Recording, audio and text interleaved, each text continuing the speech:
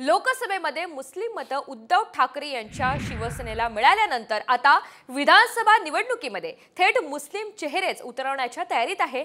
ठाकरेंची शिवसेना इलेक्टिव्ह मेरिटनुसार अल्पसंख्याक म्हणजेच मुस्लिम उमेदवार देणार असं विधान ठाकरेंच्या शिवसेनेचे नेते अंबादास दानवे यांनी केलंय।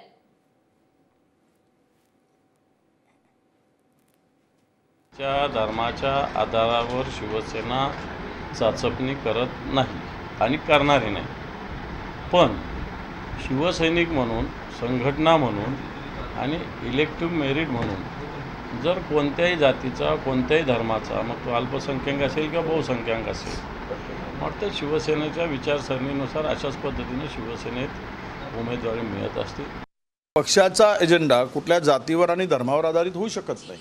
या देशामध्ये लोकशाही आहे आणि लोकशाहीमध्ये हिंदू, मुस्लिम, दलित असा भेदभाव करता येणार नाही।